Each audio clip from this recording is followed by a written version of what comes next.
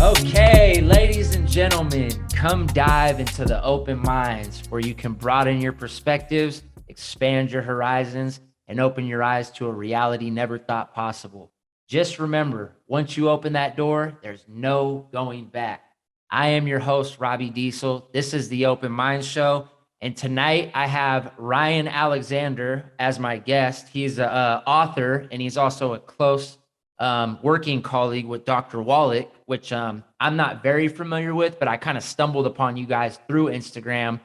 And based on my path and what I've been going through and the stuff that I dive into, it was right up my alley. So I had to get you on my show. So welcome to the show, man. Thank you so much for having me. Absolutely. And thank you for making the time. I know schedules are a little conflicting, but I really appreciate you making time for this. Yeah, this is an evening recording. This is a bit rare for me. Yeah. Usually it is for me too. Usually I pride myself on getting the kids in bed around like 8 and I'm in bed asleep by 9. But Saturday nights is usually like the one night out of the week that I stay up and do stuff. So thank you again. But anyways, I guess tonight we're gonna dive into I guess you can call it alternative health, or stuff that's not the norm. So basically we were talking before this, but kind of give me an idea of like how you got into health, because you're not a doctor, you're not a physician, you're an author, right? Yeah, well, even getting into this, I was not even an author. I was actually nobody. Maybe it's not the best way to introduce myself, but I was literally a hobo. I was literally a homeless bum at the time getting into this. Now, being homeless doesn't mean you're any different from another human physiologically. And I was born in pain, and I grew up in pain. It was always a side note to the story. I wouldn't want to focus on it, but it became important later. I didn't know there was anything I could do about it. I was born with my hips dislocated. Medical science doesn't have much other than putting like several tight diapers on you, just trying to literally hold you together until you kind of fuse into place. That's it. But obviously there was deficiencies in the musculoskeletal system when I was born, and they just simply weren't corrected when I was a kid. So everything from shin splints to random muscle twitches like Tourette's sort of thing, cramps all over the body, muscle pain, neck pain, back pain. I'd always be pulling muscles, and then I'd be like out of commission for weeks. This is in childhood. I couldn't play basketball. I might break my fingers catching a basketball. I broke my arm swinging a golf club, hit the ground, boom, broke my arm. Just falling apart. And it wasn't obvious, at first. Obviously, I didn't know. I didn't find any of this stuff out until I was 25, 26 years old. It was on my 26th birthday when I got these products, right? So I know it's a bit of a long introduction, but like you said, I'm not a doctor. I actually have no degree. I dropped out of college. I know, business, being in this business of any kind, other than the fact that I grew up in pain. I was in pain, and these products got me out of it.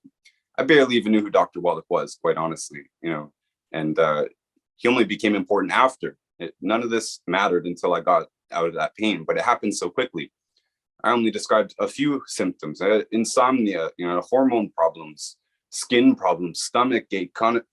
Some days I would have a stomach ache, a migraine, a muscle cramp, twitches, all of it at once, and I can't sleep on top of it. Life was fairly miserable, but none of those things have a good solution in the medical world. My doctor was a very nice man. I have respect for him. It's not his fault that he doesn't know some of these things. They don't have much to offer you. Sleeping pills, antidepressants, there's nothing that's really going to stop a muscle cramp. It can ease your pain a little bit, but usually it just makes you into a zombie. And it, again, doesn't stop the problem. So yeah, it took stumbling upon some, random supplements. To me, they were very random. I was buying them off a guy who drives a city bus, right? People think of medical science and they think of MRI machines and, white lab coats and stuff like this. But there's bus drivers out there fixing people with very simple solutions and simple advice. It comes from Dr. Wallach. We can talk about that. But there's an army out there, an army of the informed, we call ourselves. And I just happened to become one of them, and take this seriously. I've been doing this with serious intent just about 7 full years now. So going on to the 8th year. And anybody could choose to do this, frankly. So we've obviously gotten the word out a fair bit. You heard of us, and we can talk details. I'm happy to talk details. Most of the stuff that People think about diseases is backwards, or it's just a blind alley, stuff's got nothing to do with your genetics. Drugs don't fix problems, they manage them, etc. Yeah. You're not the first one I've had on this show that's dealt with the lifelong ailment or illness or whatever. But like there's one common thing that you guys all share when you guys come on this show, and it's the same thing, is that like our medical, like our healthcare has failed us. And it's like you said, it's not the doctor's fault. They're doing what they're taught in schools, but like somewhere along the line, there has to be like somebody calling or pulling these strings to just make it to where it's like, let's just prolong their symptoms, because there's no money in cures, right? There's no money in cures. So I respect people like you who push the word of people like Dr. Wallach, because you might not think so, but really they're kind of putting their neck out there and putting their, their career, their accolades, their stuff on the line to bring this information to people. You know what I mean? And it's saving people's lives. And it's so crazy that you said that. You got saved by a bus driver who had the stuff that you needed to help you. You know what I mean? Like, who would have thought in a million years, like you said, you would think you'd have to go to a pristine hospital, physical therapy, surgeries, treatments, but nah, man, it's natural vitamins, minerals, and stuff that Mother Nature and Earth provide for us that are the best for us. And that's what I found out. I don't know if you've heard of Nicole Sirotech. I had her on the show. She was one of the first nurses that went viral during the pandemic for calling out that her hospital was actually killing patients, not coronavirus. So, and then my buddy Trevor, he's just like you. He's not a doctor. He doesn't have any degrees in the medical field or anything like that, but he dealt with Crohn's disease all his life, and he had surgeries. He was like getting ready to get fecal transplants. He was just down in the dirt, and he found a way and to heal his Crohn's disease with natural stuff. He stumbled upon kefir. You ever heard of kefir? Yep. Yeah. So all that stuff and like healthy fats, stuff like that. And now he actually works with some top doctors and stuff too. So I think that's pretty cool that you guys do that and bring that information to people. You know what I mean? Yeah. So you actually said something, one line that I'm just going to jump off. This will take us right back to the beginning. Your comment was putting your career on the line. Well, Dr. Wallach, he's a fair bit older than me. He's 50 years older than me, so he's in his 80s. So his career is quite long now. He's still active, but he actually didn't put his career on the line. I'll tell you the story. He started as a veterinarian. So he's got an agricultural degree and then a veterinary degree and then a postdoc in comparative pathology. So he was never actually a practicing veterinarian, like a veterinarian clinic seeing dogs and stuff.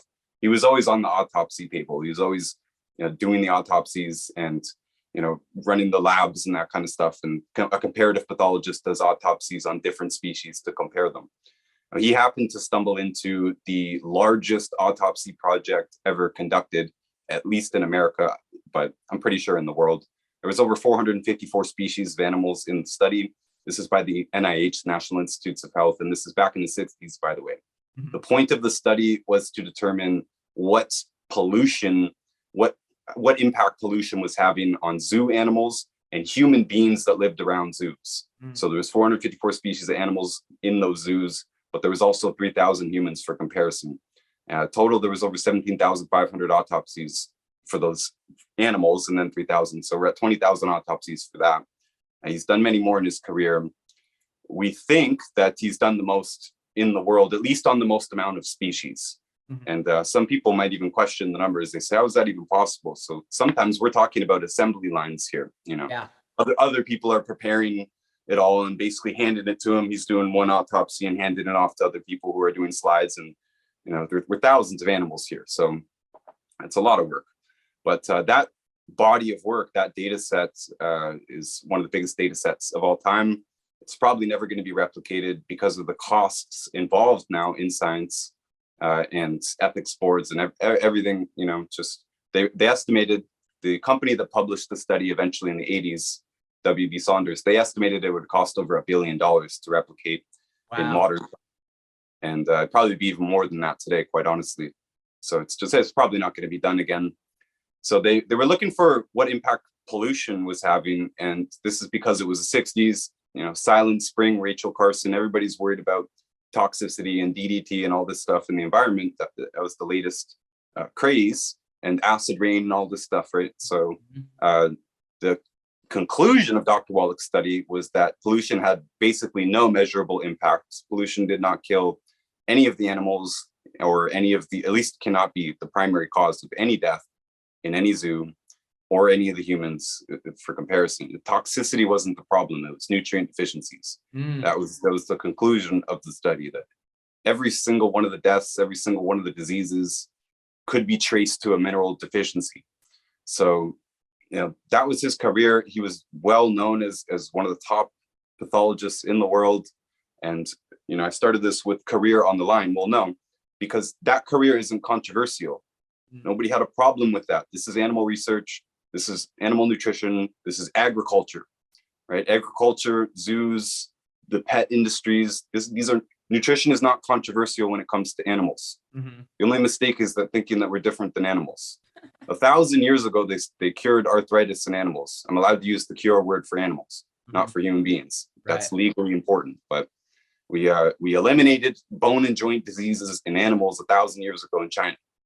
They did it again 500 years ago in medieval times in Europe. And in the 20th century, the world spent billions of dollars combined and biochemically mapped it the modern way and came up with animal formulas.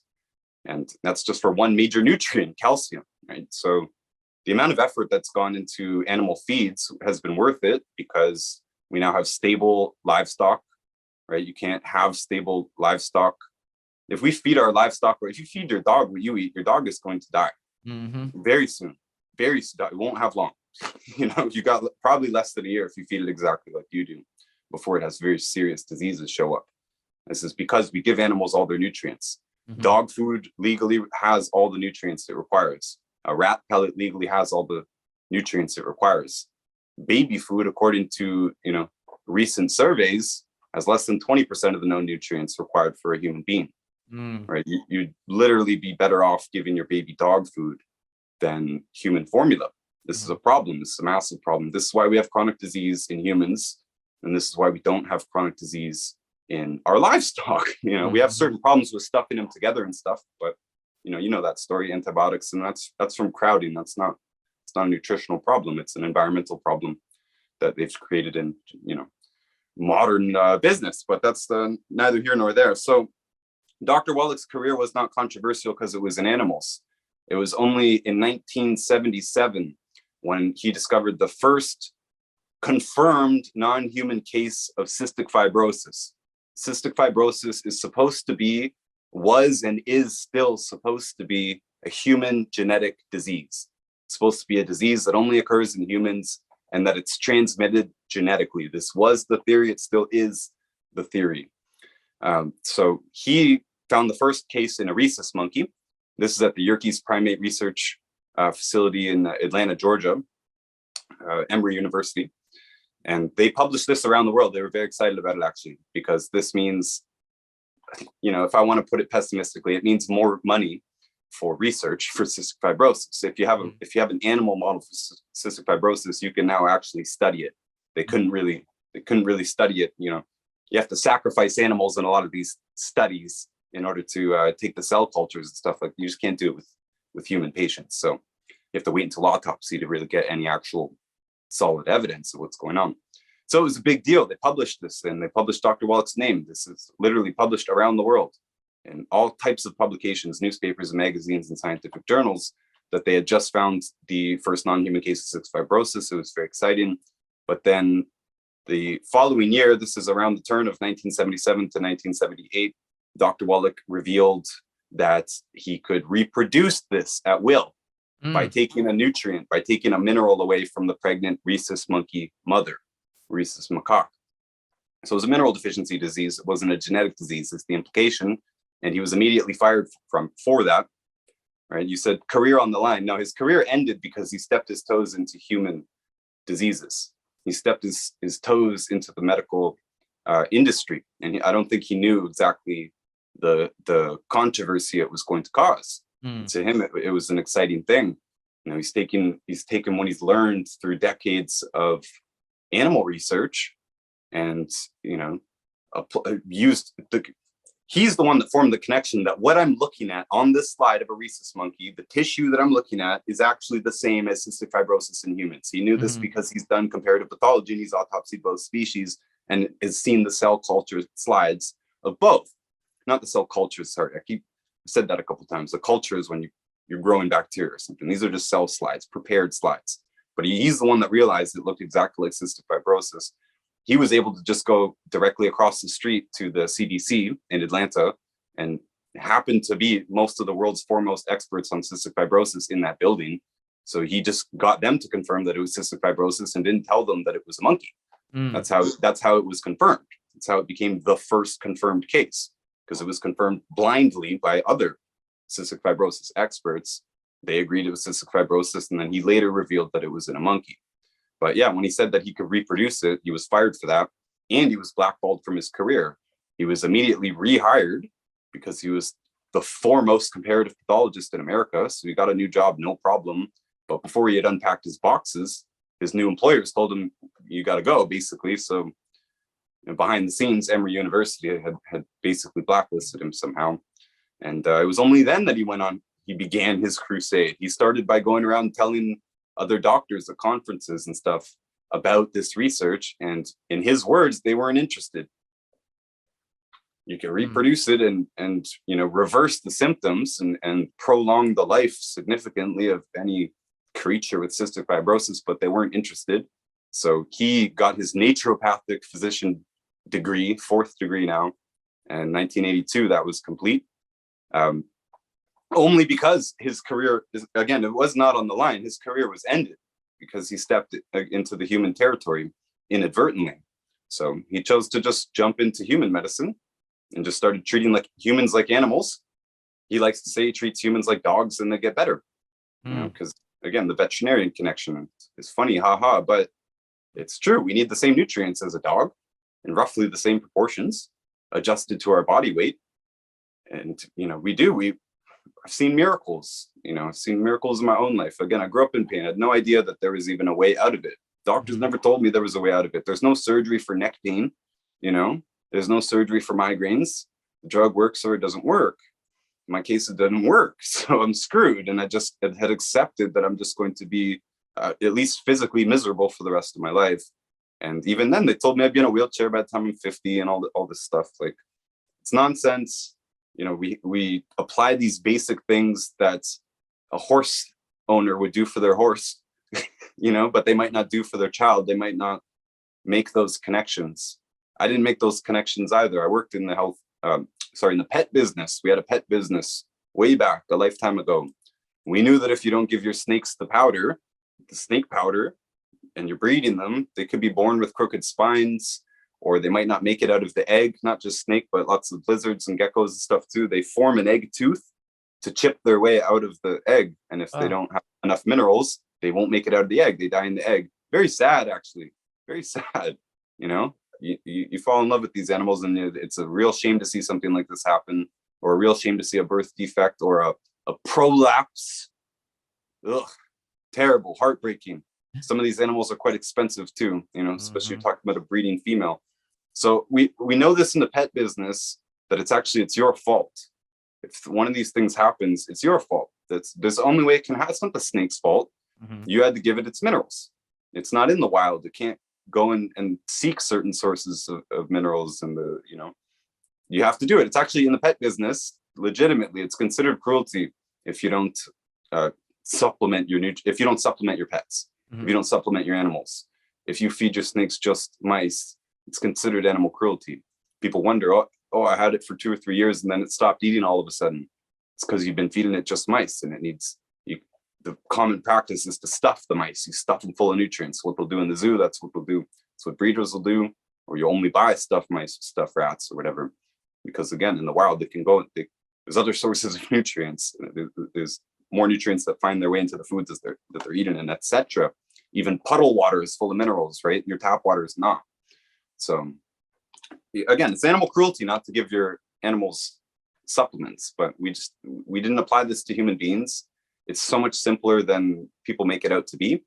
Now, I personally can't even believe some of this stuff is controversial at all. Even if you step out of nutrition and go into alternative medicine, which is we're kind of stepping out of the Dr. Wallach zone, but I collect all kinds of stories, in this business. And as a matter of fact, today, somebody, they've been bugging me to get on the phone because they wanted to talk, they want to tell me about their case in which this is a case I can literally, legitimately use the word cure. They were cured by hydrogen peroxide, IV hydrogen peroxide in America. And hydrogen peroxide was banned for a time in America. And only a short while after that, it was reinstated that certain cases were allowed, but somehow it's still controversial. Whereas this is like amazing. What this guy told me today was amazing.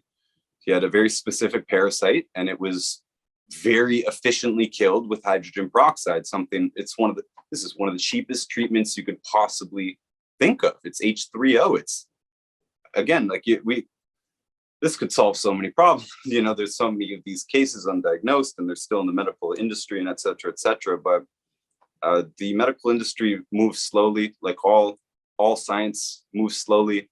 They say that science progresses one funeral at a time. And I think it's particularly true in medicine. But now what we're seeing is a new generation of doctors. And Dr. Wallach's not one of them. He's part of an old generation. He's over 80 years old.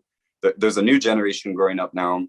Especially we're seeing it on Instagram. People like the Carnivore MD, Anthony Williams, medical medium, the doctor, Nico Lantonio, I think that's it. The guy who wrote the Salt Fix. I think his name's Dr. James Nico on Instagram. Hard time with his last name there, but he's obviously a young man who's, understands, and he's an MD and understands that the old guard is wrong about many things. The old guard back in the 50s, 60s, 70s, they tried real hard to come up with explanations. They blamed cholesterol, they blamed salt, they blamed smoking, they blamed lack of exercise. Well, the American public, at least, if we're just talking about America for a moment, America listens. America has more gym memberships than the rest of the world by far, by leaps and bounds, more gym memberships. Health food is all over the place. People say America's full of junk food, sure, but it's also full of health movements. It's been full of health movements. Most of the health movements that gain traction, like keto, carnivore, paleo, Mediterranean, whatever, you name it, it gains popularity and momentum in America. In America, smoking has gone down magnificently. It's gone down dramatically over the past 50 years since Surgeon General reports and all that. So what I'm saying is that the American public actually listened to the medical establishment to a large degree. Again, the rest of the world, we're used to seeing the obese America and making fun of it, but no, the Americans stopped smoking by and large. It's not anywhere near 50% rates that it used to be. And it's nowhere near Japan. It's nowhere near China. If you've ever been to the third world or anything, people are smoking all over the place. America's not like that. America's got gyms all over the place. America has Whole Foods and Trader Joe's and all this stuff that's not even available to me here in Canada. So they listened, but it didn't work. Right? So the new guard sees this, basically. They see that blaming cholesterol was incorrect. Cholesterol is an essential nutrient. Blaming salt's incorrect. Salt's an essential nutrient. The old doctors who were taught the old stuff are going to die with their beliefs, just like any other field of knowledge. People tend to die with their beliefs. They're taught this and, maybe they make some breakthroughs early in their career. They don't tend to make them later. They tend to stick to what they're doing and die with their beliefs. It's the new guard that grows up with the new beliefs. And you and I are part of a new generation now who saw our parents do quite poorly, Just like I was saved by a bus driver, I had to tell my mom about this stuff and turn her osteoporosis around. We saw our parents fall apart. They saw their parents fall apart. Now we're 3-4 generations into the modern world as we know it, microwaves and refrigerators and pasteurized milk and tap water and all this stuff. This wasn't around 100 years ago for the average person. So we're a few generations in now and we've seen the consequences. And this is why we have an audience, and this is why we even were sitting here and talking about this. It probably wasn't cool to talk about health, 30 years ago, but it is definitely now. We don't want to fall apart. We don't want arthritis. We don't want cancer. If we're trying to make it in life, trying to go and get it, trying to crush it, trying to build a business, we don't want to do that and then die at 53. Die young like Steve Jobs, or other billionaires. So it doesn't make sense. This wasn't on people's minds earlier. They would choose their goal and go for it. Now we realize we can't just go for it in life. We actually have to take care of ourselves, because the system's not going to. The system, meaning the food system, the medical system, the education system, it either doesn't know this stuff or is willfully blind to it, or actually full blown against it. And it's up to you. If you only eat from the grocery store, you will continue to deteriorate. It's a guarantee. You will experience a disease. Statistically, you will experience several years of serious disease near the end of your life. And the latest and greatest medical science might extend the very end of your life in your hospital bed, but I don't think that's worth very much. Most people aren't interested in that. So if you think about that, growing up in America, Canada, it's pretty pathetic, actually. I don't know if pathetic is the right word, and I'm not looking down on anyone. I thought this too, but we see the end of our lives as such a terrible thing, and I think it's crushing to our overall motivations to build a nice, healthy life. When people aren't looking forward to the later parts. I'm really looking forward to the later parts, not in being old, but definitely not in being diseased. Right. Hopefully it's in being successful and enjoying the fruits of the labor of a long life. And I get that you call them the golden years, not the rotten years that we think of them as. Yeah. I could stop talking and let you jump in, but in the blue zones and the longest lived populations, they don't look at the end of life like that. The people who have made it that long are highly respected. They have sway in their communities and families. Their opinion is respected and sought after. Their responsibilities are reduced but not eliminated, so they continue on with a sense of purpose until the very end, and contributing until the very end, even if it's just helping making the soup or watching the great grandkids or whatever. So it's a huge shame, not only for many people like myself, as many physical years actually being taken from us, but it's like the whole last third of it is really, really ruined. And nobody's even looking forward to it. And what kind of a life is this, I guess, would be my main question. It doesn't have to be like that. And I think we're realizing it now. Mm-hmm. No, I'd have to agree with you. And I also think, too, that like you said, it's I would honestly say, and again, I'm no medical professional either, so you can correct me if I'm wrong, but no chronic illness or disease is genetic either. It's like you said, families who suffer from what doctors call genetically passed down illnesses or diseases, if you look at it, they all share the same recipes. So this person's grandmother passed down this recipe or this type of food that this family eats. So of course they're going to share the same illnesses that their grandparents suffer from because they're eating the same stuff that their grandparents ate. Why is it though that we're just lacking nutrition? Why is it?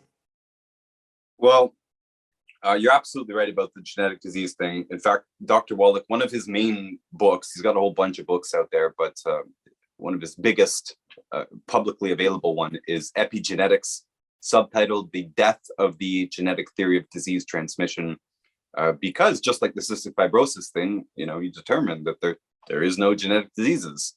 You want birth defects? Easy. Take a bunch of nutrients away from your animals and you'll have birth defects.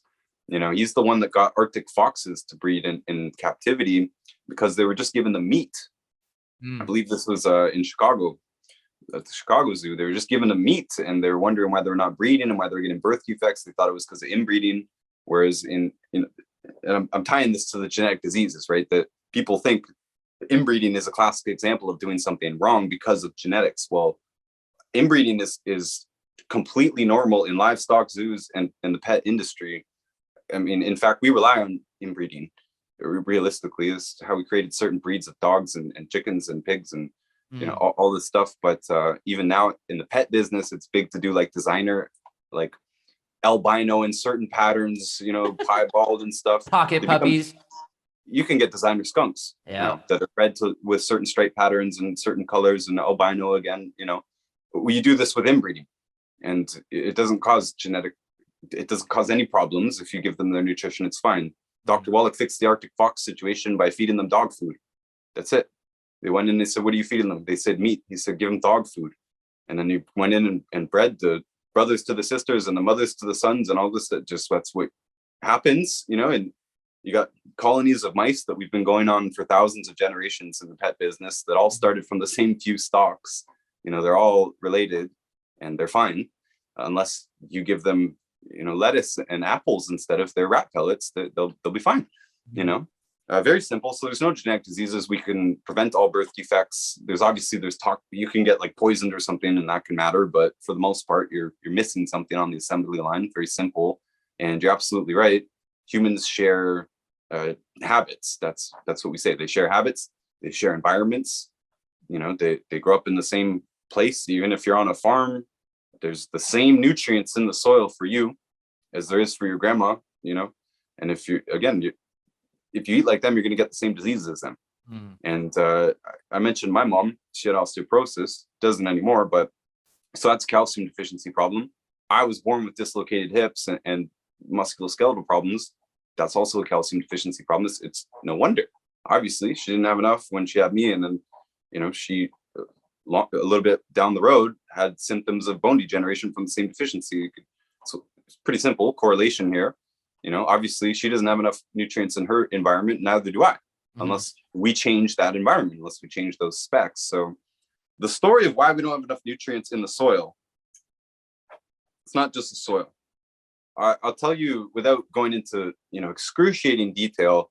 There's a few main things that so-called primitive populations, primitive agricultural, this is not hunter-gatherer. The longest lived people are agricultural people, but they're primitive agricultural people.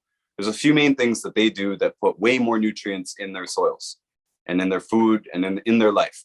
Number one, they irrigate their fields with mineral-rich water. Not all, but many of the blue zones, and I'm expanding blue zones. Usually there's only like 5 included in the list, but I'm expanding them to a few other ones too. And most of them are high elevation.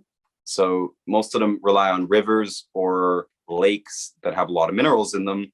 And mainly because the high elevation, when the snows melt in the spring, they just kind of have to travel a long way. It's quite a simple parameter. They have to travel a long way. So therefore, minerals aren't spread around evenly. So the longer they travel, the more likely they are to scrape up little pieces of all these trace exotic minerals that are floating around the world. Rare earth minerals and super trace minerals, talking about like yttrium and ytterbium and europium and all these things that we need, just these tiny little amounts of, but they're so rare. That's why they're called rare earths. They're so rare that having a river scrape through hundreds of kilometers of mountains is the only thing that gives you a chance of even getting some of it. So those fields are flooded with this mineral rich water. Again, not always from mountains, but invariably it's a mineral rich source of water. And every civilization was built on a floodplain, by the way. Like there is no civilization without a floodplain. We did this on purpose so that the fields could flood every year, because they don't flood with just water. They flood with, in the case of the mountain streams, it's a silt. It's like a chalk. They call it glacial milk. It's like white with minerals. Glacial milk. That's dope. Right? So that they're irrigating the fields with that, or it's mud too, right? They're bringing up mud. They're bringing up all clay, and debris and seaweed and worms and snails and all kinds of stuff that gets thrown onto the fields. And that's a good thing. The water's received, and now that stuff is left on the field. They're going to hoe that in, right? Till that into the soil. That's the first thing to do. So the soil is fortified every year, right? The plants suck the minerals out of the ground. You take those plants away, you have to import minerals into the soil. If you don't do that, you get soil depletion. They've been measuring soil depletion in America and other countries for over 100 years. This is not new. This is it was recognized back, I believe it was the 1920s when they started adding iodine into foods, because they realized that people who were eating processed foods weren't getting enough iodine. That's one important mineral, but this is 100 years ago we're talking about. Right. They already recognized that this was a problem back then. Soil depletion has been a problem.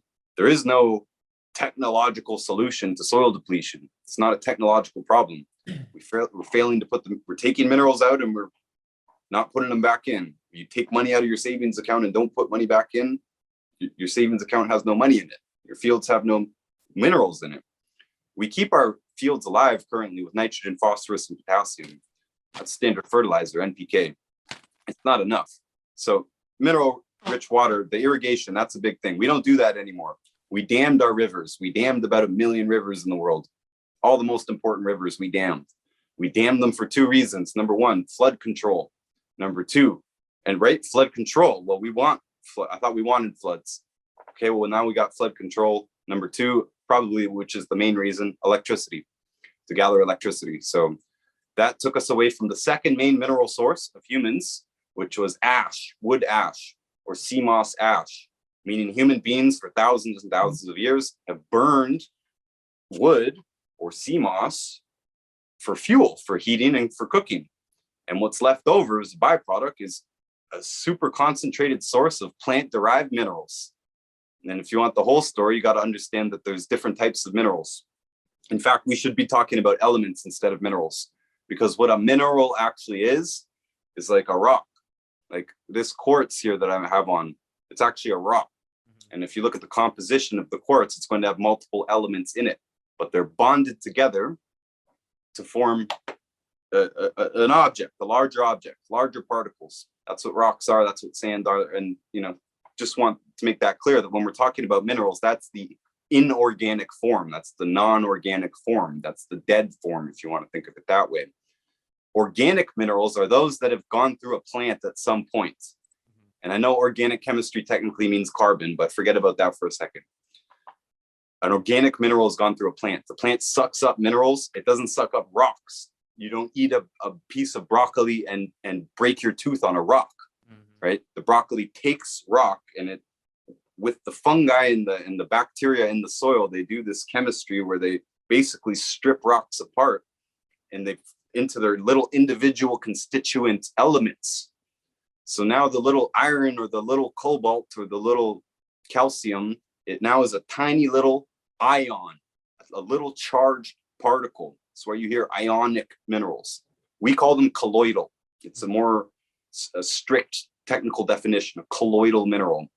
A colloidal solution is something that will stay in solution. So the difference between organic and inorganic is actually extreme. It's very extreme. We can't digest rocks, so we need these certain tiny little ionic particles. We're an electrical body too. Our transactions in our body are done through electricity, basically. And so that charged particle helps it get into our system, but the size of it helps it get into our system too. Again, you can't just eat rocks and expect them to be digested properly. Minerals are digested through tiny little pockets in our intestines for the most part, in between the creases of what's called villi, these finger-like appendages. We've all seen Magic School Bus when we're a kid, right? These going through the intestine, there's a shag carpet of these tiny finger-like villi. They're there to expand the surface area so we can absorb nutrients, because nutrients are hard to absorb. And the smaller they are, the more easy they are to absorb. So a plant does this for us. It's great that we know this scientifically, but plant does this for us. It's amazing, actually. So this is how we get our minerals. Flooding the fields isn't enough. We need to flood the fields to feed the plants. The plants suck that up. Now we eat the plants. Or you burn away the plants and you're still left with those plant-derived minerals. You've just burned away the carbon and the tissues, but now you've got concentrated plant-derived minerals. This is humans' first supplement. Maybe salt, maybe we can call salt the first supplement, but this is the second supplement. This is the main supplement of humanity. And they probably didn't think of it in that way. But human beings are creatures of habit. At our camps, those wood ashes add up very quickly. If you're burning all the time too, and you're cooking and heating with that, you get a lot of ashes. You don't just scatter the things around randomly, probably put it in a pile. I'm assuming that, sometime thousands of years ago, somebody noticed that the plants grew better around that pile of ashes. Berries were bigger or something. The leaves were greener. At some point, they started using it on purpose. I know I'm going long here, but I kind of like to go long here when you ask about, why aren't we getting our nutrients? Well, this is important. You can't just put iron shards in your shreddies and think that we're getting enough minerals, right? There's a more to the process here. So the wood ashes was a very important thing. There is a period in human development that scientists talk a lot about. It's called the Great Leap Forward, popularized most by Jared Diamond, I believe, 10, 20 years ago, 15 years ago, started to become a really popular concept. And several thinkers and researchers think that it was because of fire, but they think it was because of cooking. They think it was because now we could cook a wider variety of foods. We could cook roots and tubers and all kinds of plants that we probably couldn't digest before. We could cook meat. Cooking the meat increases the availability of certain nutrients. So they have this theory that cooking is what allowed our brains to develop in this great leap forward, they called it. It's what made us smart, basically. That's what they say. We disagree. We think it's because of the wood ashes. Check this out. Our technology has been getting smarter and smarter. As our technology gets smarter and smarter, we use more gold, silver, cobalt, titanium, gallium, exotic minerals, rare earth minerals as well. These are some of the fundamental components missing from our lives, but we're putting it in our technology in order to make it smart, right? So when we're saying what happened with the Great Leap Forward, we're saying it's because those plants concentrate minerals, especially trees have nice, and vines, but trees have these big, deep roots. So there might not be all the minerals there in the topsoil, but maybe that 60 or 80 or 100-year-old tree has roots that go for 80 feet, 100 feet. And, they get a chance to touch a whole bunch of different rocks and get a chance to suck up some of these rare earth minerals deep in the earth. And by burning them away, you're concentrating them. And human beings, again, they would have put them in a pile. They still put them in a pile today. And that's going to give a little bit of extra nutrients in the compost pile. It's another thing they do. But they actually began eating them at some point because pretty much every culture on earth cut their salt with wood ashes. The white ash in the middle of the fireplace, because the black ash it's got all the carbon in it and it's probably not palatable. Salt was always very important. Civilizations, not only were they built on floodplains, they were also built either near a salt deposit or in proximity to a salt trading route, basically a salt road. All roads lead to Rome probably meant salt roads leading to Rome. So salt was always very valuable, and human beings at one point started cutting it with salt, like a cocaine dealer cuts the cocaine to stretch it out. So same thing, they do it like 10 parts wood ash, 1 part salt, and they'd use it as a condiment. In Okinawa and other places, they still add rice straw ash. They burn the rice straw for their cooking and heating, and they have the ash left over. They add that to the rice noodles, and that's what makes them yellow. So it also makes them have a flavor. Minerals taste good. Turmeric grown in a mineral-rich soil or a nice organic garden tastes a lot better and stronger than one that's grown hydroponically or from some farm with GMO and all that stuff. By the way, pesticides, one of the bad things about them is they kill that bacteria in the soil. I mentioned that the plant sucks up the minerals because the bacteria and the fungus in the soil, they have a symbiotic thing going on. If you kill the bacteria and the fungus in the soil, the plant has a reduced capacity of even sucking up minerals in the first place. Right. So even if it's in the soil, the plant now has a really hard time actually getting it. And now there's two ways that you just named: soil depletion, pesticides, and then overdevelopment. Yep. Yeah. And the pesticides, actually, that's just a kind of a side note. But so lack of irrigation, we don't use wood ashes anymore because we dammed all the rivers. So now we have electricity. We don't need wood. So we don't have wood ashes. It's very simple, but no one made a cry about this. No one made a big deal about this. Medical science didn't make a big deal about this. This is humanity's plant-derived mineral supplement for thousands and thousands of years. And all of a sudden it disappeared, sold to us as convenience, right? Now, and you don't have that soot in your house anymore. This is what the advertising was all about. Well, that was our major supplement. We took that away. Next is bones. One of my favorite ways to illustrate this, the fact that we use bones in almost everything. You think of bread now, or a cookie, or some packaged food, and it's like flour and sugar and an egg. That's not what a bread recipe would have been 150 years ago, or what it is now out in one of these blue zones. It's not just flour. Flour is hard to get. Flour What is is hard it? to What is a mill. blue zone for people who don't know? A blue zone is a place where people live to 100 years old at a higher rate than the baseline or wherever else you're comparing it to. They live abnormally long. Many of them reach to 100 years old. So they don't use just flour and sugar and egg, and if anything, they won't even be using any sugar. But flour was hard to do. It was hard to grow. They had to mill it. Most of these places ferment them as well. So it's a long process. And just like the salt, they want to cut it with things. They would cut it with the wood ashes or the rice ashes or the sea moss ash, whatever. Just like they were cutting their salt, they would cut their flour with it. So now you got plant-derived minerals cutting your flour. That's pretty good, Number one. Number two, they put bone meal in it. You think back to Jack and the Beanstalk. Fee, fi, fo, fum. I smell the blood of an Englishman. Be he live or be he dead, I'll grind his bones to make my bread. Not just the giants that did it. It's grandma that did it. Ground the bones up. We made bone soup. We ate the whole animal, right? If you slaughtered the pig, you probably raised that pig. You put a lot of effort into it. You put a lot of resources into it. You're eating it snout to tail. You're eating the whole animal. And what you can't eat is getting ground up and put into other foods. And inadvertently, this is a supplement as well. People wouldn't have thought about it as a nutrient thing. They would have thought of it as we're using the whole pig and we don't have that much flour. Flour is hard to grow, hard to mill. We're going to use as little flour as we can, and we're going to cut it with these other things. Well, now we've got more good stuff than flour in it, and wouldn't even have sugar most likely. They might put fruits in it. They might put vegetables in it. They might put herbs in it. They'll definitely put spices in it. So now we've got a bunch of antioxidants and vitamins going in there too.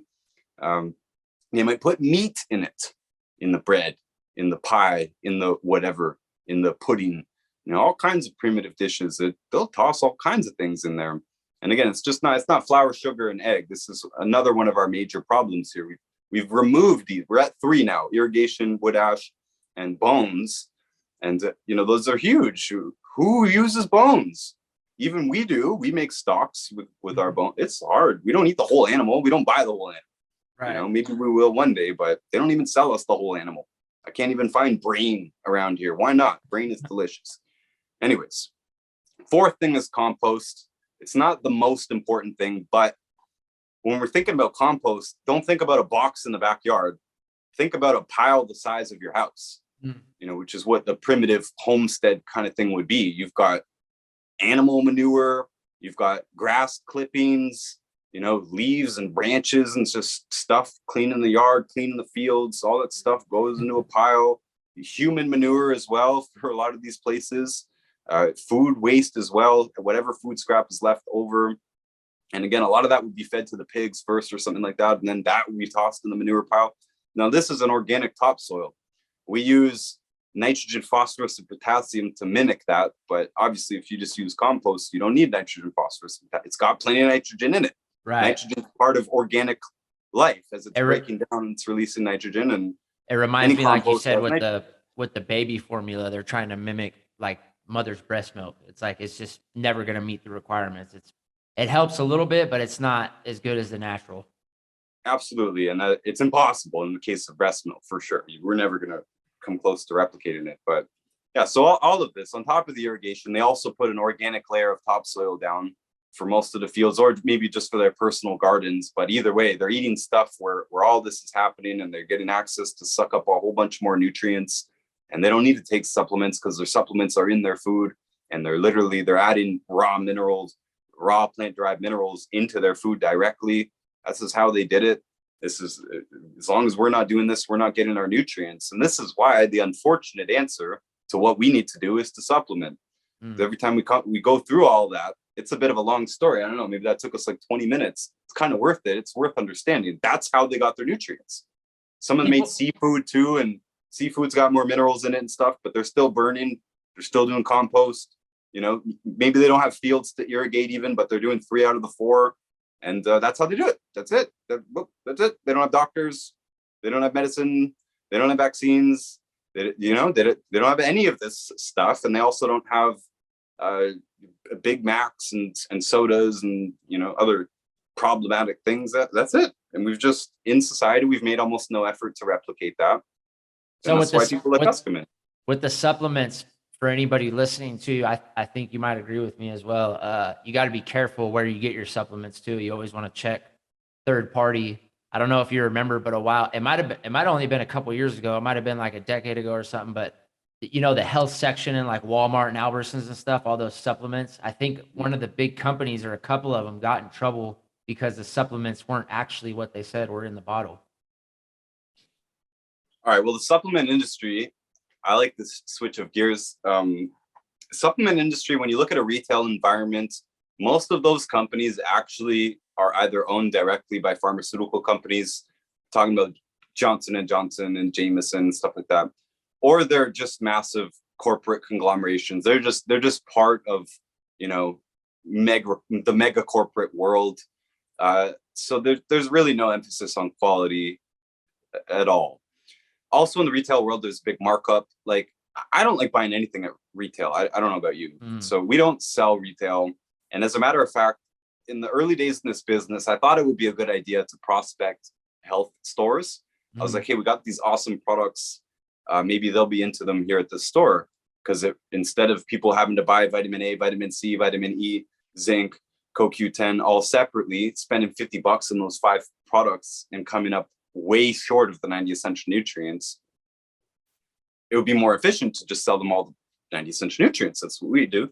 I thought that would make sense, but I wrote down earlier, you said there's no money in the cure. Well, I would actually disagree with that, but I would say that the pay structure is significantly different. And when it comes to paying the overheads on a store, you know, a GNC or something like that, those overheads are huge. So you need bigger profit margins. Me, I'm hanging out in my living room, posting Instagram videos, you know, with no budget. They don't cost me anything. Instagram doesn't even let me do the promote.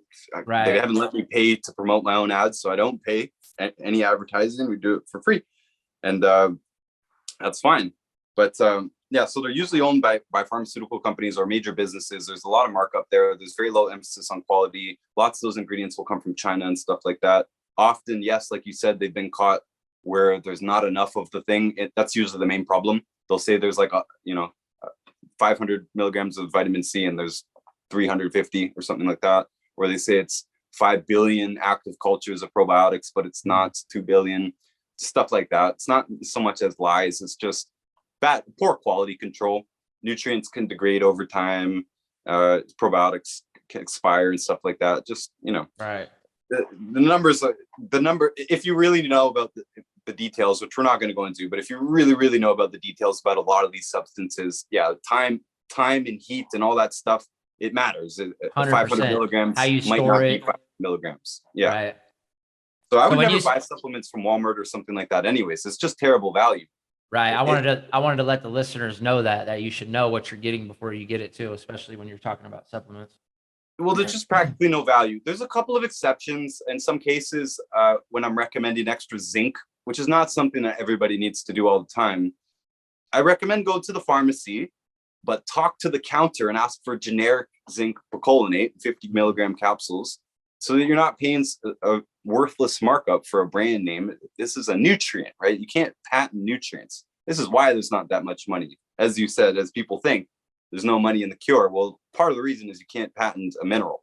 Mm-hmm. You can patent a formula, like our formulas are patented, but you could also copy them, you know, maybe not that easily, but it's possible. Anyways, there's no emphasis on multi-nutrients because it's more profitable to sell vitamin E, vitamin C, and vitamin E all separately. And again, once you know there's 90 essential nutrients, it's not even possible to do that. We used to just for fun go into GNC and just take a shopping cart and see what would it take to add up to the 90 essential nutrients. And we'd literally have a cart full of products. It would cost us several $100s. I wouldn't actually buy it. I'm having fun here. Several $100s. And I'm still either short or not confident in the, you know, some of the trace minerals and stuff. I'm not confident in certain parts of it, like the calcium, the bone formula. You keep saying 90 essential minerals. Have you heard of the Shilajit before? Yeah. So Shilajit, put it in the same category as Irish sea moss. Very good marketing. Both have very good marketing. I'm very impressed. I take notes. It does have all the minerals in it, but quantity is very important. We need quantity. And the cost of these substances matters a lot. We use humic shale. And I like to explain it like, we're not claiming that our minerals are special themselves. Mhm. We're claiming that we have an excellent source. Because when you have a source that has like 70 or more minerals in it, we're good. You know, there's only 60 essential minerals according to us. It's very likely that the entire periodic table is essential, by the way. We just can't prove it. So whatever. Right. When you find the source that has all the minerals, it tends to have all the minerals, more or less. So it's not that one is necessarily better than the other. Like the shilajit, it could have the exact same chemical makeup for all I'm concerned. It's the cost of a pound of shilajit versus the cost of a pound of humic shale, and actually turning that into a dose that's significant for a human being. There actually is no comparison to humic shale. It's by far the cheapest way to do it. Not that many companies do it. We have a massive deposit. By the way, humic shale, it's ancient sea moss. It's basically an ancient deposit of, it's a massive deposit of a forest of sea moss, basically. Mhm. So instead of having to grow the sea moss and harvest it, which they basically just dry it out and put it into a capsule in most cases, by the way, and I'll explain why that's not good enough. Same with shilajit. You can't just crush it up and put it in a capsule. This is not enough. So we have 100 cubic miles of this stuff. 100 cubic miles on top of a mountain in Utah that it was an old forest. So that must have been an old sea, ocean, giant salt lake. Who knows? But it was a long time ago, and it must have been there for a long time because there's a big old limestone cap on top of it with sea fossils in them. So not only was this underwater, it was underwater and then buried for a significant amount of time. So that's important because the limestone cap has protected it for eons from washing away. Because when you put this desiccated sea moss into water, it turns back into a colloidal solution. I didn't explain that, by the way. A colloidal solution stays in suspension because it repels. Each little particle is charged and they all repel each other. So if you take a handful of sand or dirt and you put it in a glass of water and shake it up, it'll become cloudy, but then it'll settle out.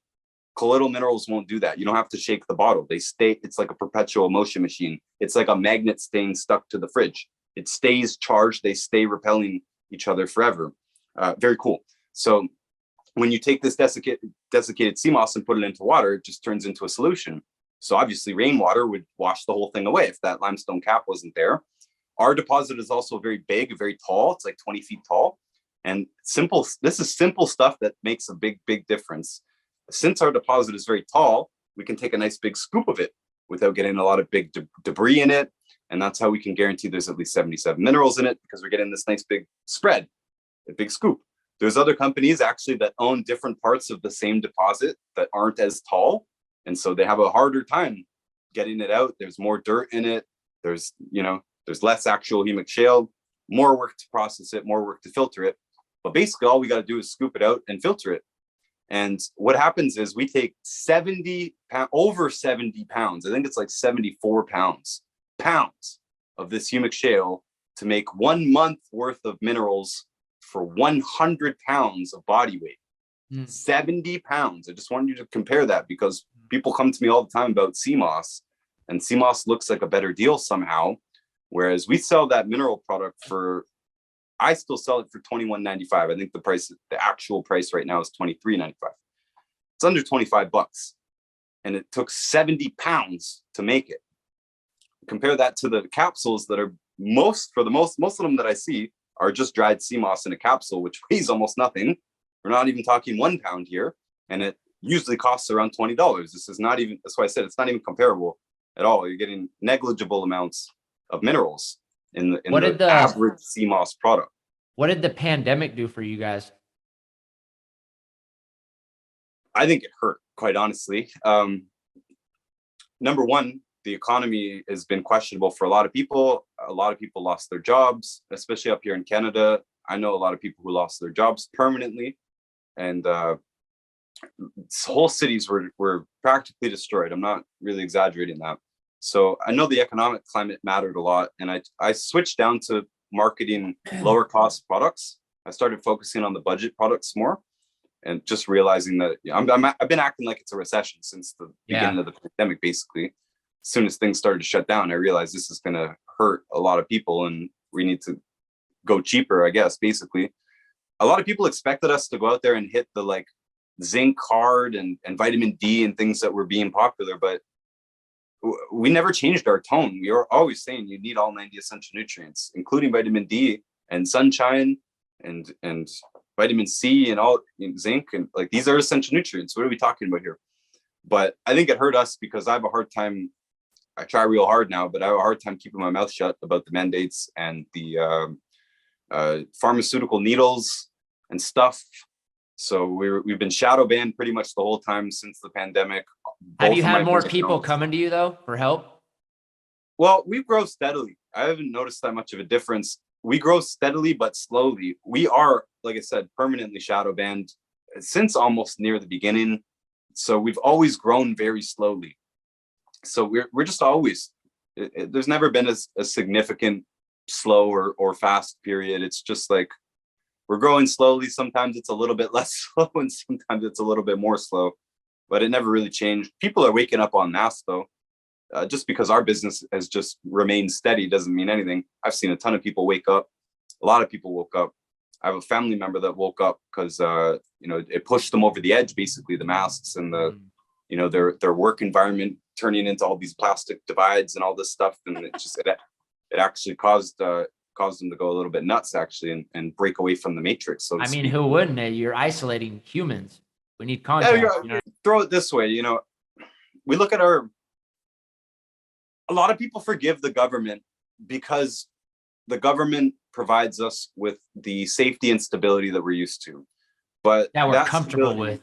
Yeah, so that comfort was taken away very abruptly, and now the government, instead of excusing the government, saying, "Oh, okay, we know they do drone strikes in unauthorized territories, and we know that they do all this black budget stuff, and okay, but we get the benefits of this society that we live in."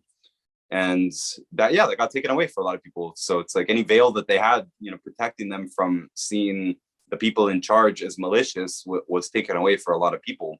I feel like commune is just as important as nutrients and stuff, as far as like with people, you know what I mean? Like for mental health and stuff like all that. The longest lived populations, in addition to those nutritional things that they do, and there's a couple other nutritional things that are important, that are commonalities, they all have strong communities. Mm-hmm. They all have strong families.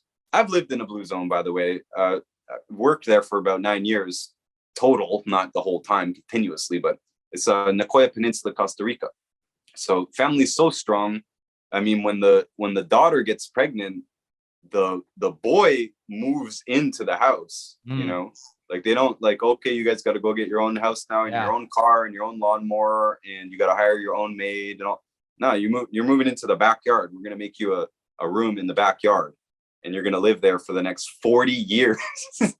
That's my wife is Mexican, and I feel like that's how her family would be too. If I didn't, you know what I mean? If we didn't have our own spot and our own stuff. So that's hella cool.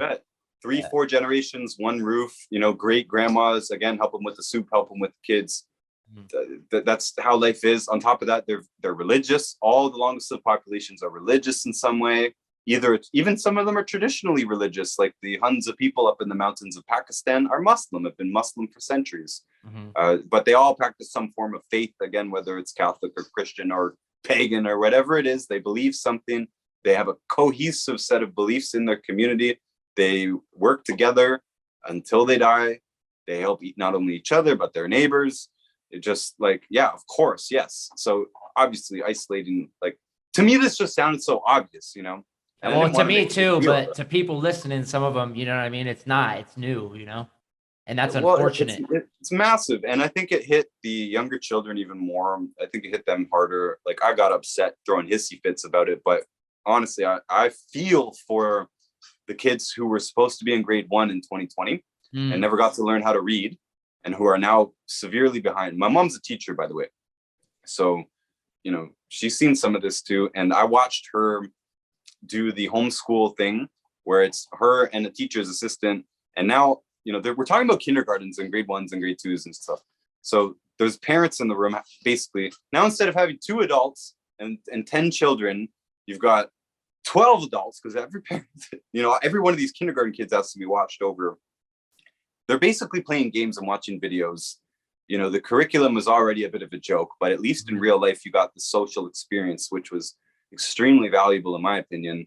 And so not only have many of these kids literally, they bypassed their crucial period for learning really important parts of reading and writing and basic arithmetic and stuff. Like, that's why they go to school. If there's any value in school, like, you don't need the quadratic equation. You don't need to write poetry, but you need to read and write. You do need to read and write in this world, and you do need to do basic maths and that type of thing. And if you're not again, crucial periods of development here, grade 1, grade 2, grade 3, they missed 2 or 3 years of them, some of them. And, even now it's not back to normal. They're playing catch up. Everybody's behind. These kids are already struggling with being socialized because of the devices, and parents that are working, and, modern life in general was already tough on our generation. The family has been split up, whether intentional or not. Big time. And yeah, those kids, again, I feel for them. Seeing faces is so important. Kids that were born and couldn't see their mother's face right away and make those connections. Like, what was the impact, in your opinion, to the death toll of the pandemic versus compared to the nutritional deficiency that we all suffer from? Okay, now we're getting real interesting. Okay, well, as far as I can tell, statistic-wise, human populations went up. Our populations went up. Our populations increased during the years 2020, 2021. So the death rate was not that high, number one. Number two, I never believed that there was an actual virus. And I know this is where we get really controversial. Some people want to play PC and say, okay, there is a virus, but it's not that big of a deal. Well, this whole thing started, and you probably know where I'm going with this, but to me, what threw it all off was the fact that at the very beginning, we were shown images of Chinese people falling down dead in the streets in China. And this was what was sold to us as the next thing that was coming. This is coming for America. I remember seeing it. I remember hearing it. We were touring through America during the time when it hit. And that's what they were talking about, this Chinese disease that was dropping people dead. And they were showing footage of people dropping dead. Now, I saved those videos, the ones that I found, because I knew they probably weren't going to be around. And lo and behold, that part of the story just went out the window. Well, that's to me the most important part of the story, because in that footage, you can see a number of weird things. First of all, is the fact that nobody else ever fell down anywhere else. Chinese people didn't fall down dead in other countries. Other races of people didn't fall down in their own countries. Nobody fell down dead. That was not what it was being sold to once the pandemic was already in motion. That's how it was being sold originally. Number two, many of those people can be seen breaking their falls, and just like, you can tell that it's a purposeful fall. And I had only two hypotheses for this. I wrote about this in my book, Fake Diseases, and I made a video called Wag the Dog Theory about it. That video got pulled from YouTube, as did many of my videos during the pandemic. That's why you asked, what did this do for business? Well, it sucked, because anytime I tried to speak about this, and I wasn't even going out of my way, like being a whistleblower or really like putting effort into making content, I was invited to speak about it. I was invited to debate about things, mandates and this stuff. And people ask, and I would answer. I had to stop answering questions about pharmaceutical needles and stuff, because we couldn't get out of shadow ban territory. But anyways, I made this video, Wag the Dog Theory. It was pulled. I was pissed. So I added another hour of even more controversial content circling around this Chinese people falling down thing. Fake news, fake information, false flags, right? Fake narrative being pushing us towards certain actions, whether it's false flags attacks or wars or pandemics. That's the case I was trying to make. And that video exists on its own website now, wagthedogtheory.com, by the way. And it's got 3 parts now, but only the first part is about the pandemic. My whole point here is that death toll, it was the deaths that we were sold were falling down dead. That's how catastrophic it was. I had only 2 theories for why those people, why this footage existed. Number one is because it was fake and acted, but the second possibility is some kind of weapon to me. A lot of conspiracy people said 5G, and I run a cell phone tower account, by the way, Transcend Towers. And so a lot of people thought that I was going to blame it on 5G too, but no, there's holes in that theory too. 5G, honestly, even though 5G infrastructure exists right now, it's really not even fully deployed and developed. And a lot of them are actually using 4G frequencies in those small cell towers, because 5G kind of sucks. Actually, they kind of figured that out upon deployment. But neither here nor there. 5G is not just in Wuhan. It's not just in China. It's kind of all over the place. And COVID was all over the place. I live out in the boonies. I live 6 hours from a city up in Northern Ontario, Canada. There's no 5G here. So whatever was happening with the virus, and I'll explain what I think the virus is. The virus was here where 5G was not, therefore it was not 5G. I recognize 5G is a problem and electricity is a problem. That's why I have that account and etc. But it's not 5G. I believe it was a weapon or acting, and I lean towards the acting, because even when, and I'm talking about some kind of frequency weapon, some kind of stun gun pulse, frequency pulses or something like that. Sound wave or pulse wave, yep. Yeah, not a poison, because there was no bodily fluids in any of the footage that I reviewed. None, no bodily fluid. All these people are supposedly dropping dead of a virus. They don't have any snot. They don't have any pee. They don't have any poo. They don't have any blood. They don't have any pus. These are gross words, but this is what happens when we're talking about diseases. And especially, and poisoning, right? You're seeing bleeding and foaming, and there's got to be fluids coming out of somebody who's dying from something like this, or who's being poisoned just enough to fall down. They're still going to be drooling and probably peeing themselves, and just saw none of this stuff. So same with a taser. Even very commonly people pee their pants when they're tasering. I was just looking at dozens of people falling down on camera, and most of them did look acted, like they're breaking their own fall, and it looks like they're trying to do it. It doesn't look like a taser or anything. And even though my second theory is some kind of stun technology, it just doesn't look like it. They're not locking up and slamming the ground. They're trying to break their fall. And again, no fluids, nothing like that. So you're talking about death toll. Well, I think all those deaths were fake. That was fake news. And then what happened in the rest of the countries, the virus was basically fear. The virus was the media. The media was the virus. The virus was everybody panicking, and the flu never went away, right? Flu kills lots of people every year, 100,000 people or more. Some estimates are upwards of 500,000 per year around the world. And that's normal. Most of those people are elderly. I'm not brushing that off. We could support our immune systems even more. It's kind of a big problem, the flu, but it's not like 2020 was a drastic year. They renamed the flu, and all other kind of respiratory problems, I think, under the same thing. But the flu is not new. Even the 2018-2019 season was quite a bad season, actually. Well, and that's what they've been spouting, especially Bill Gates. I'm not his favorite, but he's not my favorite, I should say. But they've been saying that like a super flu was coming. You know what I mean? It's just because of the evolution and the over vaccination and stuff like that. Like obviously these illnesses are going to evolve at some point, or these viruses. So yeah, I'd have to agree with you there. I don't know if you just saw it was either today or the other day. I think it was in Seoul, China.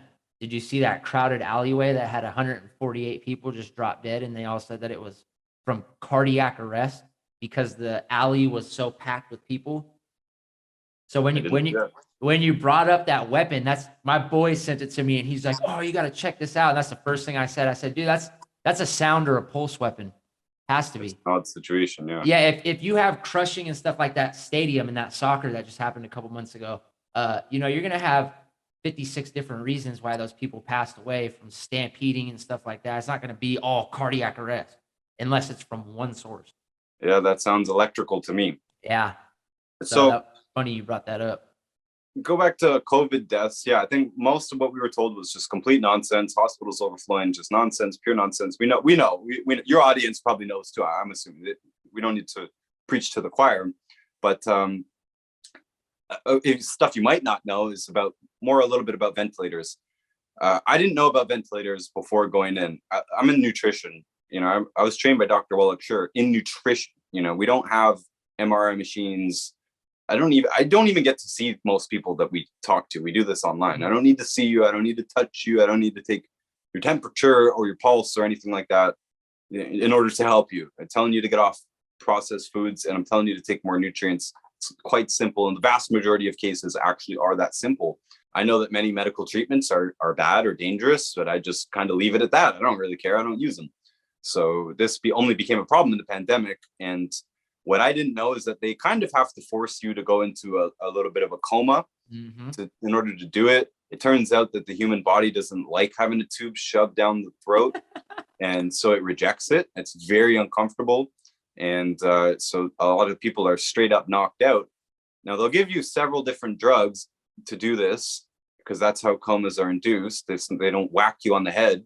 They give you a bunch of drugs, maybe one, maybe two, maybe three different drugs, maybe four different drugs, all of which could kill you on their own. A possible side effect of any drug is death. So you just get a bunch of people on drugs in order to get them onto a ventilator.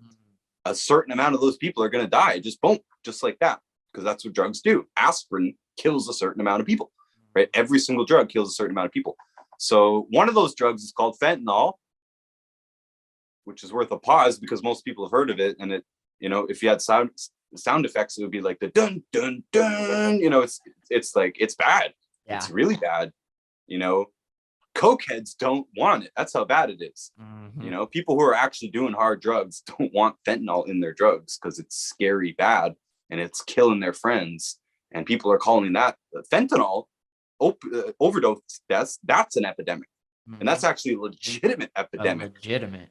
Compared to other drug deaths too. I mean, in my town, it's the leading cause of death as far as I can tell. Yeah. Straight up. So, and that's true in many country towns. So it's a problem. It's a problem all over the place. And the governments are giving people fentanyl and giving random people fentanyl, giving old people fentanyl. You know, this, what do you think is killing these people? To me, is a ventilator. Like you said, people were speaking out. It's the hospitals that's killing people. What are they killing people with? Ventilators and drugs, often before they even get on the ventilator. Well, and that's what that nurse was saying too, you know, and then you take into account, she was in she's from Nevada, but she was in an inner city hospital in New York. She thought she was doing her country a service. And she's like, when that governor instated that like medical students could be in ER in these ICUs, and school nurses that had no business handling ventilators were putting people on ventilators. These people weren't getting food for up to 3 days. They didn't know how to set the ventilator. So some people were only getting like 10 to 15 breaths per minute. You know what I mean? And you take all of that into account on what you just said. And yeah, she's like, Robert, these people were walking in on their own reconnaissance to the hospital and leaving in body bags. And you're telling me that COVID killed them? Yeah, no, it's murder as far as I'm can tell. And even from their numbers, I saw it on the news I don't have cable or anything like that, but I've seen news clippings and stuff just like floating around. I saw the news saying it was 80% or more death rates. Like that's murder. That's mass murder. My grandpa went into the hospital Christmas last year and they put him on a ventilator. He went into the hospital himself. He didn't have COVID. He's an old man. He's a little bit worried. Stayed overnight. For some reason, in the middle of the night, they put him on a ventilator and he was dead in the morning. Right? This is murder. That's a treatment. That's murder. Anyway, so that's it. If anybody died, they died from a ventilator. Probably the same amount of people died from flu as they did any other year. Maybe a little bit more, maybe a little bit less. Not statistically significant by any means. The isolation wasn't good for anybody. The mask wasn't good for anybody. Not only is it useless medically, it's also harmful, I believe. Your lungs are expelling waste when you breathe out. It's not just oxygen in your lungs. It's not just oxygen in the air. The air is actually not very much oxygen. It's mostly nitrogen. But you're expelling a whole, we call it air poop. It's lung poop, right? That's what it is. When you expel, you're expelling dirty, used air. It has waste in it. It is waste, right? So you're rebreathing your own waste. It's not good. And even if you forgot about that, it's lower oxygen. You're lowering your own oxygen. That's not good. Oxygen is very important. So that's stupid. Well, maybe the better question is like, how important is vitamins and nutrients to fighting viruses and illnesses like the flu? You forget the pandemic, like the flu and stuff like that. These are massive questions. You have to separate out viruses from bacteria. Like that thing I mentioned earlier with the H3O, the hydrogen peroxide, that's a legitimate parasite thing. I've written as well about times that I got Zika virus in the jungle, the year that they said Zika virus was going around. It was a miserable experience. It was obviously a real experience. And I believe we got it from mosquitoes. So it was bug borne. I also told the story of how I got bit by a flea and almost died from that as well, bleeding out of every orifice in my body. So Wow. it's a pathogen. It's a pathogen, a legitimate pathogen. There's a huge debate out there right now about terrain theory, which is the theory that viruses are not transmitted, that viruses are basically the result of a toxic body. They're responding to a toxicity or a parasitic infection or something like that. They're the result of it. They're the response. I mean, what we're calling a virus is actually the results of your body trying to fight off something, is kind of the gist of what I'm getting from most of terrain theory people. And to a large extent, I do believe it. Not just nutrition, like nutritional deficiencies have weakened our immune system, because our immune system literally requires essential nutrients to work properly. Not only that, we grow up in this electrical environment that interferes with our own biofields. I think that's massively important. I think there is a strong correlation between actual plagues and pandemics and each increase in the radio fields around us, not just radio fields, but electrical fields in general. As we've continued to electrify the world, very strong correlation to our outbreaks. Is that the common denominator then? Because that was going to be my next question, is if it's not transmitted, then why do so many people suffer from it when one gets it? I think psychology has a lot to do with it as well, believe it or not. Contagion is best illustrated in ideas, in my opinion. And the real contagion that happened with the pandemic was an idea. I agree. Fear, totally, like you said. Was an idea. Do people? I got the thing, by the way. I got COVID like before it even made news. Christmas Day, I spent it in a hotel in Denver, curled up under the shower, shivering in misery, with an obvious viral, what I would call a viral experience. And I related in fake diseases that it probably had more, it was probably both things. I believe in both. I believe in terrain theory and I believe in germ theory. I believe that I was beating my body up by being on the road and just, just not being stable, not eating the best. I was eating a bunch of gluten-free cookies and stuff, and like a little bit of a sugar overload, and, probably weaken your immune system and radiation from planes and cars and stress and all this stuff. And I got sick, and to me, it is kind of simple like that. It's a weakened immune system that can easily tip over the edge. Once you have symptoms of a viral thing, you kind of have to ride it out. Like you ask vitamins, minerals, herbs, can they do much? Honestly, not that much. Like still, when I get sick, I'm going to take some more of my supplements, but I'm really going to do mostly grandma's method: rest, heat, sleep, soups, salty broths, salty water. That's it. I didn't even have food. I was at an airport hotel. There was a Christmas Day. There was nothing to eat. So there's no food. You just got to take it easy. The nutrients aren't going to cure it. They're not going to just make you better. Well, they pretty basically much have to ride them out. They basically would just prepare you to help your body fight it better. Because I feel like people who died, and you can call it COVID, you can call it flu and stuff like that, if it wasn't from malpractice of medicine, like we discussed, I feel like it was from, they were going to die whether it was the flu or COVID, because they either had a pre-existing condition and they were malnourished or lacked vitamins and nutrition. That's the other part of it. You asked what changed. Like, to me, really nothing changed. People always been sick. Even things like losing your sense of smell and taste after being sick. Like, people, just because it was on the news, people were thinking that this was a new thing. This is not a new thing. Nope. This is something we used to deal with all the time before the pandemic.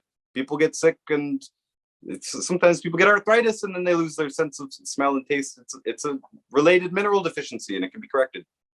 But yeah, nothing much changed. I think you're absolutely right. Most of the people who did die, yes, they had more than one comorbidity, meaning another problem that they already had. And those huge ones that they always mentioned were obesity and diabetes. Well, obviously somebody with obesity or diabetes is not healthy. You can't possibly have a healthy immune system if you have diabetes. You have multiple problems going on in the body here. That's number one. Number two, what do they do when they're going to get treatment? Probably a ventilator. When it was, being the most popular thing, that's probably what killed them. Double whammy. Already vulnerable people who should never have been given any of those treatments. That's probably what killed the vast majority of them. But then again, even then, it still wasn't enough to even dent our populations populations went up, birth rates went up. I don't, have you seen, I don't, you said you don't have cable.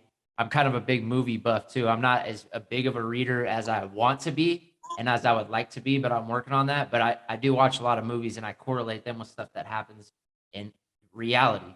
There's this movie called Johnny Mnemonic with Keanu Reeves. It was horrible movie from like, I think the early 90s.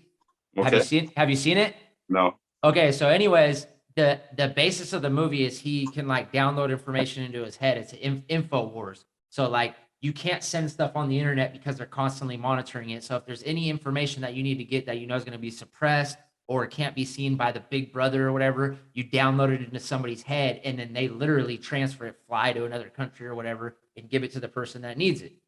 But the backstory is that everybody's being sick from the technology.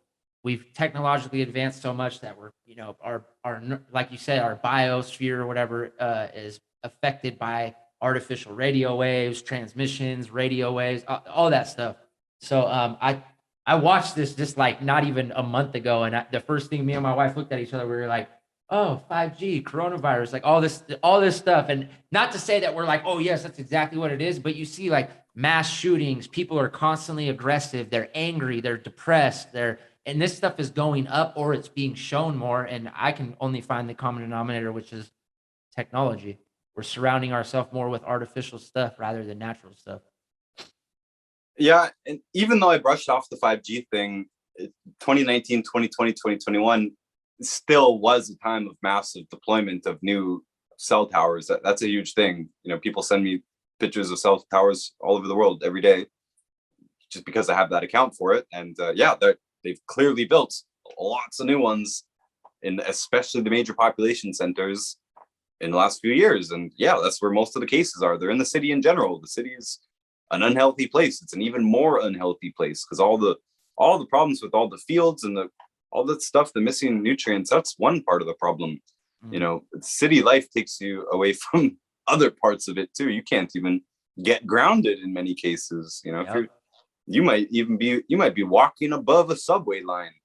Not only is there no ground underneath you, there's another electrical field underneath you from below and above and in your pocket, you know. Yeah, so I'm sure that had something to do with it as well. Big part of it. Again, nutrient deficiencies, EMF, poisons like fentanyl and other drugs, ventilator, perfect storm to murder a lot of people. Mm-hmm. So you live in rural Ontario, you said? Yeah. Yeah, so I'm in rural North Dakota. I'm up in like the upper northwest corner. So I'm very similar. Yeah. So I'm like probably like 5 hours from Regina. So okay. Yeah. So I think I can relate to the terrain that you have there. Yeah. Hey, I was really surprised that the hysteria reached all the way out here. Mm-hmm. Yeah, I'm originally from California, so I got the best of both worlds. I'm like a city boy, but I came out here for a more slower paced life. I actually came out here for work, but ended up enjoying it a lot more than the city life. So you hear that a lot. You almost never hear the opposite. Nope. It's nice to go visit, you know what I mean? Because who doesn't like to have fun and stuff like that and be around a lot of people and family and whatnot? But definitely for a living environment, especially with kids and a family now, it's like, this is it for me. You know what I mean? I would love to have you back on, you know what I mean, in the future. Yeah, we can easily do a part 2. I think we covered a lot of ground. Honestly, hopefully it wasn't overwhelming, you know, but those are the basics of it. Like, yeah, we used to get more minerals in our food and we stopped doing it. And then we made a bunch of fake food that also, we didn't talk about how foods screw us up, but like, it's pretty intuitive. Mm-hmm. You know, I don't think anybody's really, once they think about it, how could you believe that we could live properly off of Doritos and soda, you know? I mean, I feel like everybody has that little thing in the back of their head where they're like, something's not right. Yeah, for sure. Again, in our generation, seeing our parents grow up and seeing, you know, a lot of us were raised on not me, but a lot of our generation raised on Ritalin and stuff. And just like, we can see that this is not working.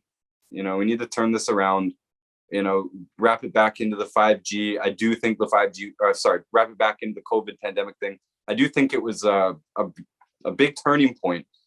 Number one, they're never going to be able to hide their power again. You know, they're never going to be able to seem innocent again to the masses.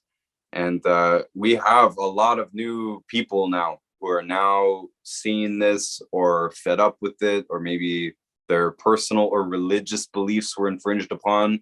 Big thing, right? For a lot of people, maybe they weren't into health at all, but they're into their faith, and they're saying that, you know, what's going on right now is against their faith, being forced to take medicine and this type of thing. Draconian measures are not cool with a lot of belief systems. So yeah, I think this is a turning point for the world. I don't think we're going to go back, frankly. I want to end here. I want to end on good news that the era of, you know, the industrialized food, basically, and pesticides and GMO and pharmaceuticals and all this stuff, I think and I hope that era is coming to an end. I think it lasted just over 100 years, and it took about 100 years for us to see isn't really working out. And there's a lot of ideas out there now that I think will be implemented in terms of agriculture and stuff. I think we can turn this around. Basically, that could be a whole nother conversation. How do we get around those problems? It's not just the simple answer. You got to buy, everyone's got to buy our supplements. Maybe that's part of it, but there's some more things that we could do to design ways to get more nutrients into our food supplies. And obviously, we're phasing certain things out. Trans fats have been banned recently in many countries. Big steps that I think are a really good sign. And big bad government, I think, World Economic Forum, I think they're going to keep their claws dug in as long as they can. But I don't think the new generation is buying it. And wherever their support is coming from in the mainstream middle class world, I think a lot of that support left during the pandemic. I think a lot of people actually had their middle class comfort bubble popped and are done with it now. And I think a lot of the old people that were supporting the old guard are going to die, just flat out. They're not this year, next year, just like they're on their way out. I don't think they're being replaced. I think those, you know, neoliberal ideas, Agenda 21 and Agenda 30 and all this stuff, I just don't think, sorry for using catchwords that we're not really going into. I'm pretty sure your audience and you are familiar with these types of things. And I'm pretty sure they don't have the army to actually implement them. I'm pretty sure us, the people, are the ones that actually do the stuff in this world. And I don't think they're going to carry out those orders in the future. And I think we're just seeing the last hissy fits by them, you know, banning fertilizers and stuff. They're trying to do that here in Canada and they're trying to play catch up to make it seem like they're on the up and up. I personally think it's backfiring, and I think it's good news. I think the whole COVID thing was actually a big overplay. It was an overstep. I believe that from the beginning. I said this is a really risky power play for them because they're exposing themselves, and they're going to have to, like, if they didn't keep us in lockdown, I thought they were going to have to keep us in lockdown or it was over for them. If they don't keep us in this conditioned state and they break the illusion, then it's over. And I think that's actually what happened, is that as COVID died down, and they did try and double down on a few of these things, ban fertilizers, just one example, but they're getting pushed back. In Alberta, here in Canada, they pushed back. They said, we're not doing this. We're not listening to the federal government anymore. You know, and that's happened in America too. You're in North Dakota. North Dakota was like, no, we're not, nah. They said that since the beginning. They said, what are you talking about? We're not doing that. So the resistance, if anything, has grown. I think it was a stupid move on their end. Incredible show of power, but I don't think it was the chess move that they thought it was going to be. I think it's the beginning of the end, actually. It is the turning point, and hopefully we're going to be the ones to fix it. So yeah, we can talk again. We can go into more detail on a lot of the other side of the coin here too. Yeah, all right, man. Well, thank you, Ryan. I appreciate that, and I look forward to another episode with more solution. That would be great. And I appreciate you. And if anyone wants to see more of my work or accounts or my books, all of that can be found on my website, noticebooks.org. That's spelled NOTUS, not us, books.org. All of my books also have a free version, the audio and the video versions. They're always free. I should mention the one that I never get to mention. Everything the government does is bad for us. One of my favorite books. This conversation had a lot to do with it. I think your audience would get a kick out of it, but this whole thing is actually the whole reason I wrote Fake Diseases anyways. Just shortly on my way out here, I was so upset. I had gotten denied at the border I went home, 12-hour drive from the border for me, pissed off, you know, that basically a fake disease was shutting down the world. That's where it came from. A fake disease was shutting down the world. I wanted the whole book to be just about that, but decided to kind of go into everything because almost everything we think of as a disease is actually not an actual disease. It doesn't require medical treatment. It's very easily preventable and reversible. And sometimes it's just completely made up.